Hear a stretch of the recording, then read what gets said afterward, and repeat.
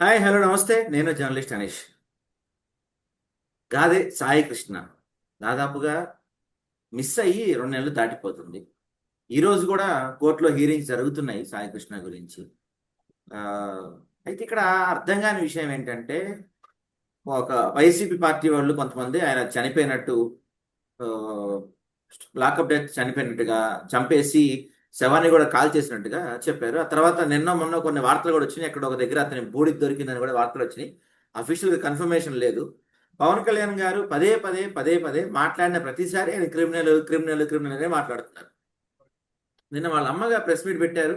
వాళ్ళ అమ్మ press meet లో ఎవరైతే ఆ అమ్మాయి సాయికృష్ణ రేప్ చేశాడని చెప్తున్నారో ఆ అమ్మాయి స్వయంగా ప్రెస్ మీట్ పెట్టి అట్లాంటిది ఏం లేదని చెప్పిన తర్వాత కూడా ఇంకా సాయికృష్ణని క్రిమినల్ క్రిమినల్ అని మాట్లాడితే ఎంతవరకు కరెక్ట్? ఒకవేళ క్రిమినల్ అయి ఉంటే గనక ఆ హీరింగ్స్ జరపండి, శిక్ష పడి ఉంటే శిక్ష అయింది, అతను దోష అయితే దోషాన్ని ప్రూవ్ చేయండి. అదేమి లేకుండా అతను క్రిమినల్ క్రిమినల్ అని ఎట్లా మాట్లాడుతున్నారు? మేము నమ్మి మా కాపు అని చెప్పి ఓటేసిన పవన్ కళ్యాణ్ మాకు తగిన బుద్ధి చెప్పాడని చెప్పి ఆమె మాట్లాడుతున్నారు.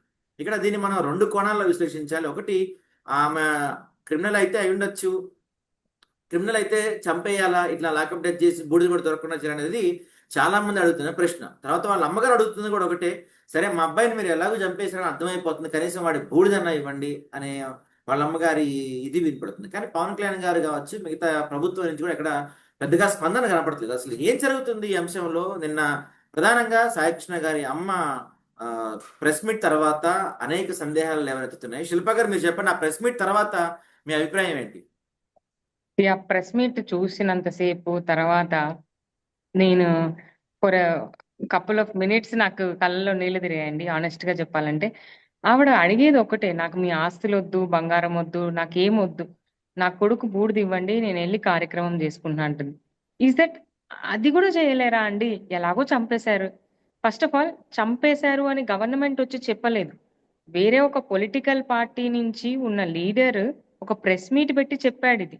మరి ఆ రోజు అది అబద్ధమా నిజమా అని కూడా గవర్నమెంట్ చెప్పలేదు. సెలెక్టివ్ సైలెన్స్ మెయింటైన్ చేశారు.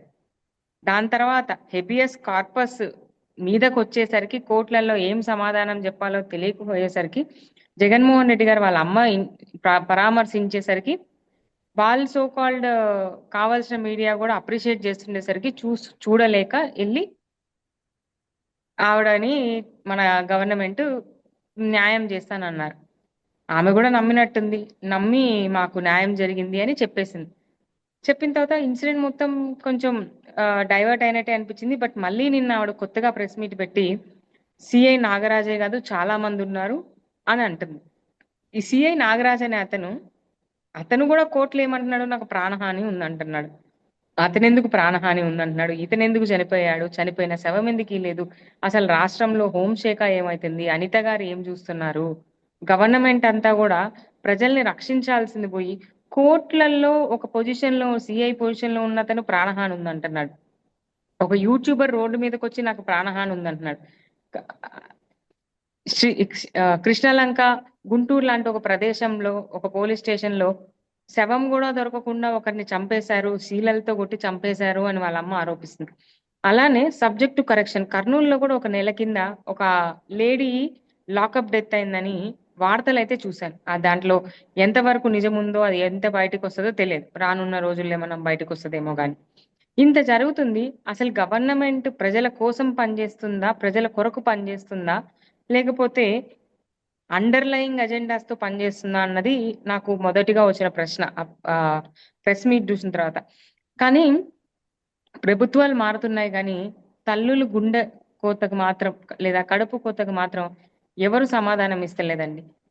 ఇలా జరుగుతూనే వస్తున్నాయి. గవర్నమెంట్ మారుతున్న కొద్దీ ఇలా జరుగుతున్నాయి కానీ దానికంటూ సిస్టమ్ దానికోసం పనిచేయకుండా, అంటే ఇండియాలో ఒక సిస్టమ్ బిల్డ్ చేసుకునేందుకు ప్రజల కోసం పనిచేయడానికి, ప్రజల కోసం పనిచేయడం ఆపేసి సిస్టము ఇంకా వేరే ఎజెండాస్ ని, పర్సనల్ ఎజెండాస్ ని, పొలిటికల్ ఎజెండాస్ ని తీసుకొని పనిచేస్తున్నది అన్నది మేము భావిస్తున్నాం. సాయి, బట్ ఒక పక్కేమో డిప్యూటీ సీఎం గారు క్రిమినల్స్ ని వెనకేస్తున్నారండి, క్రిమినల్స్ ని చంపితే పర్వాలేదు అన్నట్టు ఆయన వర్షన్ ఉంటా ఉంది. ఇంకో పక్కేమో సీఎం చంద్రబాబు నాయుడు గారు అదే క్రిమినల్ యొక్క తల్లిని, ఆయన ఆరోపిస్తున్న క్రిమినల్ గారి తల్లిని కలిసి నేను న్యాయం చేస్తామని ఆయన అంటారు. ఇద్దరు వర్షన్లు వేరు. ఆ తర్వాత అంటే జగన్ గారు ఆమెను కలిసిన తర్వాత ఆయన అరెస్టులు కానీ లేకపోతే ఆ కేసు ముందుకు సాగడం కొంచెం కేసు సాగిన వైనం. అసలు చంద్రబాబు నాయుడు గారిని ఆమె ఎలా నమ్మిందో కూడా నాకు అర్థం కాదు. అంటే ఆయన వ్యవస్థే, ఆయన చంద్రబాబు నాయుడు గారు పోలీసు వ్యవస్థే ఈ ఒక్క సిఐ నాగరాజు గారిని ఒక బలి పశువుని చేస్తుందేమో అని అనుమానం కలుగుతా ఉంది. అంటే సిఐ నాగరాజు గారి రిమాండ్ రిపోర్ట్ చూస్తే ఒక 25 ఏళ్ల యువకుడిని సాయికృష్ణని కస్టడీలో దారుణంగా హింసించి చంపేసినారు. ఆ తర్వాత సాక్ష్యాలు కూడా దొరకకుండా శవాన్ని కాల్చేసినారు, తగలబెట్టినారు. సీసీటీవీ ఫుటేజ్లు కూడా తీసేసినారు. ఇది ఇంత ఘోరమైన నేరం. అంటే రిమాండ్ రిపోర్ట్ ప్రకారం మే 6వ తారీఖుని ఆయన మార్కాపురం నుంచి ఆయన్ని మే 6వ తారీఖు తీసుకొచ్చినారు. ఆ తర్వాత జూన్ 19 అంటే 44 రోజులు 44 డేస్ ఆ మధ్యలో ఆ వ్యవహారం అంతా నడిపింది ఒక్క సిఐ నాగరాజు గారేనా? అంటే ఆయన లాకప్ పైన, నాకు తెలిసి లాకప్ ఆయన చేసిన పైన ఆయన కేకలు వేస్తుంటే ఎవరు ఆయన చూడలేదా? ఆ స్టేషన్లో విజయవాడ నడిబొడ్డున ఆ స్టేషన్లో ఎంతో మంది సిఐలు, ఎంతో మంది ఎస్ఐలు, ఎంతో మంది అధికారులు పోతా వస్తా ఉంటారు. ఎవరు ఆయన చూడలేదా? ఇంకొకటి కూడా అండి, ఎప్పుడైనా సరే ప్రజల్ని భయపెట్టి భయంతో అధికారం నడపాలి అనుకోవడం అనేది టెంపరీ. కానీ అదే ప్రజల మెప్పుతోనో లేకపోతే వాళ్ళ ఒక విశ్వాసంతో నడిపితే అది పర్మనెంట్ గా ఉంటుంది. ఈ నాకు రోజు ఈ అర్థం కాని జరుగుతున్న వైఖరిని చూస్తుంటే భయంతో నడుపుతున్నారా అన్న ఒక ఉద్దేశం ప్రజల్లో అయితే వస్తుంది. నాకు అర్థం కాని అంటే ఇంకో విషయం ఏంటంటే, ఇప్పుడు ఇది జరిగిపోయింది, సాయికృష్ణ జరిగింది. దాదాపుగా మనందరం అనుకుంటుంది అది లాకప్ డెత్ కింద కన్ఫర్మ్ చేసుకోవాలి 99%. మరి దీనికి ఎవరు బాధ్యత తీసుకోవటం లేదు. మొత్తం తీసుకెళ్లి దీన్ని సిఏ నాగరాజుకే బాధ్యత చేస్తున్నారు. గవర్నమెంట్ రెస్పాన్స్ తీసుకోలేదు, హోంశాఖ నుంచి same response thing happened in the neat paper leak also కదండి. నీట్ పేపర్ లీక్ అయింది, అంతమంది చనిపోయినారు, ఎవరు రెస్పాన్సిబిలిటీ తీసుకున్నారు? ఎవరు తీసుకున్నారు? ఇక్కడ కూడా అదే జరుగుతుంది. ఐఎమ్ డామ్ షూర్ సుగాలి ప్రీతి తల్లి ఎలా ఏడుస్తుందో ఈ తల్లి కూడా అలానే ఏడుస్తుంటది. ఏంటంటే న్యాయం జరగదు. చైతన్య గారు గతం నుంచి చూసుకుంటే, మనం ఎప్పటి నుంచో చూసుకున్నా మన రాష్ట్రంలో పర్టికులర్ గా ఆయేషా మీరా కేసు మీకు గుర్తుండే ఉంటది. ఆయేషా మీరా కేసు, ఇప్పుడు రీసెంట్ కేసులు తీసుకుని సుగాలి ప్రీతి కేసు, లేకపోతే ఆ చిన్నారి పాపం 1 month అయిపోయింది జ్ఞానేశ్వరి కనిపించకుండా పోయి, ఆ కేసు, లేకపోతే ఈ సాయికృష్ణ కేసు, వీటన్నిటిని ఎవరు రెస్పాన్సిబుల్ తీసుకోరా? వార్తల్లో కూడా కొన్ని రోజులు వస్తున్నాయి, తర్వాత పక్కన పడేస్తున్నారు. ఇక్కడ అంతా కూడా పవన్ కళ్యాణ్ గారు పదే పదే ఒక క్రిమినల్ నాకు ఆపాదించకండి, ఒక కాపు కులస్తులు అయితే నాకేంటి అని మాట్లాడుతున్నారు. కానీ సరే క్రిమినలే అనుకుందాము, చనిపోయాడు, మీ ప్రభుత్వం వల్ల చనిపోయాడు, దానికి సమాధానం ఏంటని చెప్పట్లేదు పవన్ కళ్యాణ్ ఒకసారి కూడా. సాయి క్రిమినల్ని చంపటమే రైటు అన్నది కరెక్ట్ అయితే, ఆయన పార్టీలోనే 30% మంది సీరియస్ క్రిమినల్ కేసులు ఉండేవాళ్ళు ఉన్నారు. తెలుగుదేశం పార్టీలో 134 మందిలో 115 మంది క్రిమినల్ కేసులు ఉన్నారు. ముందు వాళ్ళని వరుసపెట్టి చంపుతారా? అసలు అందరికంటే 93 కేసులు చింతమనేని ప్రభాకర్ లైన్ లో ఫస్ట్ ఉండాలి చంపడానికి. చంపుతారా? కేసులుంటే చంపుతారా? సరే, అది పక్కన పెడదాం. జనసేనలో కూడా ఎంతమంది మీద ఉన్నాయి క్రిమినల్ కేసులు? జనసేనలో కూడా చాలా మంది పోయినాయి క్రిమినల్ కేసులు జనసేనలో కూడా. ఎస్, 30 ఇప్పుడు if you take Arava season తీసుకుంటే 40% మంది మీద సీరియస్ క్రిమినల్ కేసులు ఉన్నాయి. చంపండి మరి లైన్ లో పెట్టి. అంటే ఒక ఇన్స్పెక్టర్, ఒక సిఐ నాగరాజు గారు ఒంటరిగా ఒక వ్యక్తిని రిమాండ్ రిపోర్ట్ లోనే వెరీ క్లియర్ గా ఆ టాస్క్ ఫోర్స్ ని ఆర్డర్ చేసింది, ఆ టాస్క్ ఫోర్స్ పర్మిషన్ ఇచ్చింది ఆ టాస్క్ ఫోర్స్ సిఐ, ఆమె పేరు లలిత అనుకుంటా, ఆమె అని చెప్పి వెరీ క్లియర్ గా ఉంది రిమాండ్ రిపోర్ట్ లోనే. మరి ఆమెను ఎందుకు అక్యూజ్ గా పెట్టలేదు? ఆ టాస్క్ ఫోర్స్ వాళ్ళు సెంట్రీకి వచ్చి మే 6వ తారీఖు సెంట్రీకి అప్పచెప్పినారు. ఆ సెంట్రీ మళ్ళీ షిఫ్ట్లు మారిన తర్వాత వేరే సెంట్రీకి అప్పచెప్పినాడు. వీళ్ళంతా అక్యూజ్డ్ కాదా? వీళ్ళంతా విట్నెస్లా? అంటే ఆ సీసీటీవీ ఫుటేజ్ సాయి మే 1వ తారీఖు నుంచి జూన్ 1వ తారీఖు దాకా మొత్తం డిలీట్ చేసేసినారు. అంటే ఒక నార్మల్ సిఐ స్టేషన్ అడ్మినిస్ట్రేటర్, ఒక ఐటీ టెక్నీషియన్ కి సంబంధం లేకుండా నెల రోజుల డేటా ఫుటేజ్ తీసే అంత సీన్ ఉందా ఆయనకి? పై అధికారులు తెలియకుండా డేటా అంతా కూడా సెంట్రలైజ్డ్ ఉంటది. ఇట్ ఈస్ నాట్ ఈ స్టేషన్ కు కాలిపోతే ఈ స్టేషన్ లో పోయినట్టు కాదు. This is centralised data. అంటే ఈ హత్యకి భాగస్వాములు అంటే ఎట్లా ఉందంటే, ఆ సీసీటీవీ ఫుటేజ్ ఎందుకు తీసేసినారు? వెరీ క్లియర్ గా ఆ పైకి వెళ్ళి వచ్చే ఉన్న అధికారులు ఉంటారు కదా, వాళ్ళందరినీ, ఆ భాగస్వాములైన వాళ్ళందరినీ కాపాడటానికి మాత్రమే ఆ సీసీటీవీ ఫుటేజ్ తీసేసినారు. ఇది వెరీ క్లియర్. ఈ హత్యలో భాగస్వాములైన ప్రతి ఒక్కరిని కాపాడటానికి జరుగుతున్న జరుగుతుంది ప్రాసెస్ అంతా, ఈ కేసు. అంతే అండి. అంటే ఇంకా ఇప్పుడు కోర్టు కూడా వాయిదా వేశారు. ఇవాళ జరుగుతుంది, మళ్ళీ వాయిదా వేస్తారు. ఇక్కడ ఇంతేనా? ఈ కోర్టులు కూడా ఏం కలగజేసుకొని ఏం చేయలేమా? ఏంటంటే చంపేసి శవాన్ని కూడా దొరకకుండా బూడి చేసేస్తే మన వ్యవస్థలు ఎన్నున్నా ఏమీ యాక్షన్ తీసుకోలేమా అండి? ఈ వ్యవస్థలు ఈ రోజు ఎలా తయారయ్యాయంటే రాజకీయ నాయకుల చేతిలో కీలుబొమ్మలా తయారయ్యాయి. బీట్ ఎనీ అంటే పార్టీ, అంటే పోలీసులు మీరు పార్టీలకు అన్నట్టు అతీతంగా. పోలీసులు అయి ఉండొచ్చు కానీ కోర్టులు అలా అవ్వవు కదా. ఇంకా కోర్టుల మీద వ్యవస్థ అనేది మనకి నమ్మకం సి ఉంది కోర్టుల పైన. కోర్ట్ ఏం చెప్తది? ఎవిడెన్స్ ఉంటేనే ఏమన్నా చేస్తారు. వీళ్ళు సిస్టమాటిక్ గా ఎవిడెన్స్ ని తీసేస్తున్నారు కదా. ఎవిడెన్స్ లేనప్పుడు ఇక కేసు ఎక్కడిది? శిక్ష ఎవరికి వేస్తారు? ఎలా వేస్తారు? వేయలేదు. అంటే మే 6వ తారీఖు ఆయన్ని మార్కాపురం నుంచి కృష్ణలంకకు తెస్తే జూన్ 19న కేసు రిజిస్టర్ చేసినారు. మధ్యలో 44 రోజులు సాయికృష్ణ కనిపించకపోయిన నెల రోజుల తర్వాత వాళ్ళ తల్లిగారు హేబియస్ కార్పస్ పిటిషన్ చేసిన తర్వాత ఏది ఎవ్వరు సహాయం లేకుండా సిఐ నాగరాజు గారు పోలీసులు కోర్టుకి అబద్ధాలు చెప్తారు. ఏది మన గాదే సాయికృష్ణ మాకు కనిపించట్లేదని చెప్పి కోర్టుకి అబద్ధాలు కూడా చెప్తారు.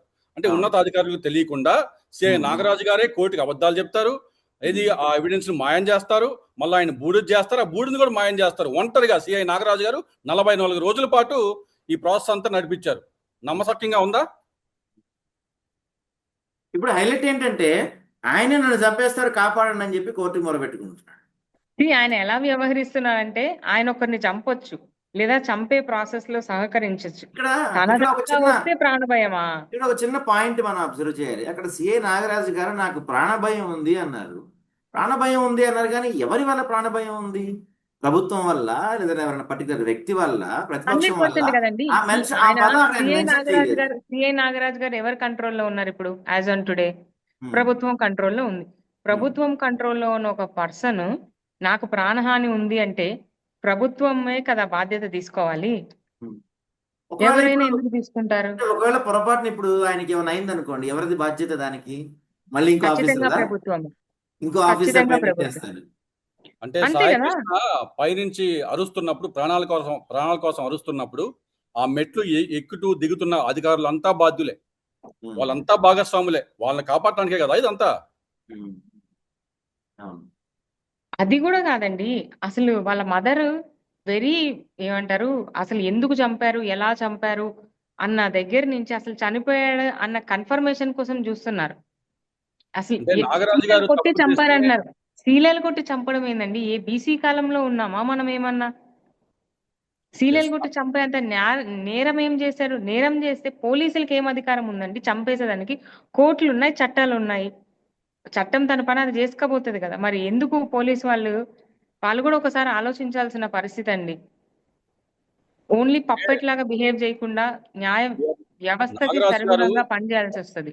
నాగరాజు గారు తప్పు చేస్తే ఆయన ఖచ్చితంగా శిక్ష అనుభవించాలి. వీఆర్ నాట్ దానికి వ్యతిరేకంగా మేమేం చెప్పట్లేదు. బట్ దెన్ ఆయనతోనే కేసు ముగించాలని చూస్తూ ఉన్నారు. ఆయన్నే బలిపశువుని చేసి ఈ కేసును ముగించాలని చూస్తూ ఉన్నారు. ఆయనతో కలిసి భాగస్వాములైన వారిని కూడా ఆ కేసులో అంటే ఆ కేసుకి సంబంధం లేకుండా ఆయన ఒక్కడనే బలిపశువుని చేస్తూ ఉన్నారు. ఇక్కడ నాగరాజు గారా లేకపోతే ఇంకెవరా అన్న దానికంటే మచ్ మోర్ కన్సర్న్డ్ అబౌట్ అలా ఆవిడ గాదే సాయి లాంటి మదర్ లాగా ఎంతో మంది సింగిల్ మదర్స్ ఉన్నారు ఈ జనరేషన్ లో. ఇప్పుడే ఇలా జరుగుతుంటే నేను చెప్పేది ఏంటంటే ఇది ఒక్కడు చేసిన నేరం కాదు. ఖచ్చితంగా అది ఒక్కడు చేసిన నేరం కాదు. ఇది ఒక వ్యవస్థ చేసిన హత్య. ఈ వ్యవస్థ చేసిన హత్యలో ఒక్కడనే బలిపశువుని చేస్తున్నారు అనేది నా ఆరోపణ. 100%. పాయింట్ ఈజ్, నేను వ్యవస్థ వీళ్ళందరినీ అనడం కంటే కూడా I'm much more worried about government being not taking responsibility for it. Government is not being accountable for it అన్నదే పాయింట్. ప్రజలుగా మనం ఓట్లు వేసేది ఎందుకు? గవర్నమెంట్ గా ఒకటి ఉంటది, ఏమన్నా తప్పు జరిగితే వాళ్ళు క్రెడిబుల్ ఉంటారు, వాళ్ళు చూస్తారు అనే కదా. ఎవరికి వాళ్ళు నాకు తెలియదు, నేను చూడలేదు, నాకు కనిపించలేదు, వీడియోలు పంపించండి, లింకులు పంపించండి అంటే ఎన్ని పంపిస్తారు, ఎలా పంపిస్తారు? కనీసం మీరు అందుబాటు దూరంలో కూడా ఉండరు సామాన్య ప్రజలకి. మీకున్న క్యాడర్ లోనే మీరు తిరుగుతుంటారు. ఎంతమంది సామాన్య ప్రజలకి లీడర్స్ అవైలబుల్ ఉన్నారండి ఇవాళ?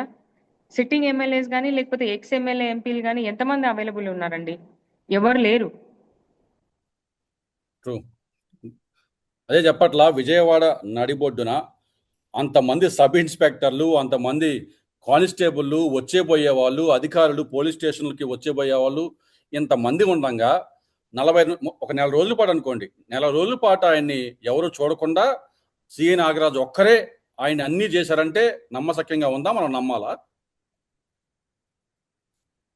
అదే కాక ఎట్లయిపోయిందంటే అండి, మన చుట్టూ ఉన్న వ్యవస్థ కూడా అతను తప్పు చేశాడు కాబట్టి చంపేయాలి, లేకపోతే ఎగ్జాంపుల్ కి పవన్ కళ్యాణ్ గారి కేసు తీసుకుంటే అప్పుడు సిట్టింగ్ ఎమ్మెల్యేలైన వైఎస్ఆర్సీపీ వాళ్ళు మాట్లాడారని నేను మాట్లాడాను అంటున్నారు. వాళ్ళు మాట్లాడారని మీరు మాట్లాడేస్తున్నారా? మీరు మాట్లాడేయొచ్చా? అదే ఇప్పుడు ఎలా కేసులు పెడుతున్నారు? అప్పుడు కూడా వాళ్ళ మీద కేసులు పెట్టొచ్చు కదా, సిస్టమ్స్ తో ఫైట్ చేసి ఉండొచ్చు కదా, సిస్టమాటిక్ గా చేసి ఉండొచ్చు కదా మీరు. వాళ్ళు 100% వైఎస్ఆర్సీపీ వాళ్ళు మాట్లాడి తప్పు చేస్తే వీళ్ళు దాన్ని బెంచ్ మార్క్ గా సెట్ చేసుకోకుండా, తక్కువ చేయకుండా వీళ్ళు కొత్త బెంచ్ మార్క్ సెట్ చేస్తున్నారు. But it is very unfortunate to see a mother like that. నా కొడుకు చనిపోయిన డేటు లేకపోతే అస్థికలు ఇవ్వండి, నేను కార్యక్రమం చేసుకుంటానన్నది it is very unfortunate. I hope ఆమెకి ఏదో ఒక రోజు ఆమె అనుకున్నది దొరకాలి అని మనస్ఫూర్తి కోరుకుంటున్నాను తప్పితే ఈ సిస్టమ్స్ అయితే ఆమెకి చేస్తుందని అయితే నాకు నమ్మకం లేదు, హోప్ లేదు. సార్, ఈ రిమాండ్ రిపోర్ట్ ప్రకారమే ఒకసారి చూస్తే మార్కాపురంలో ఉన్న సాయి కృష్ణను అరెస్ట్ చేయడానికి టాస్క్ ఫోర్స్ వాళ్ళు రంగంలోకి దిగారు. Task force additional deputy commissioner, అంటే ఇదంతా రిమాండ్ రిపోర్ట్లోదే, కొయ్యన లలితా కుమారి స్వయంగా ఈ ఆపరేషన్ కు ఆమె గ్రీన్ లైట్ ఇచ్చినారు, అనుమతి ఇచ్చినారు. So why is she not a accused? Task force sub inspector, task force సిబ్బంది మరియు కృష్ణలంక పోలీస్ స్టేషన్ చెందిన కానిస్టేబుల్ వీళ్ళందరూ కలిసి ఆయన అరెస్ట్ చేయడానికి వెళ్ళినారు మార్కాపురానికి. వీళ్ళందరూ ఎందుకు అక్యూజ్ గా లేరు? చాలా క్లియర్ గా రిమాండ్ రిపోర్ట్ ప్రకారమే సాయి కృష్ణ కస్టడీలో ఎంతో మంది పోలీసుల చేతులు మారింది, ఎంతో మంది షిఫ్ట్లు మారారు, అంటే ఎంతో మంది పర్యవేక్షణలో ఈ హత్య క్లియర్ గా జరిగింది. So why are they not the accused? Why only CI Nagaraju గారు?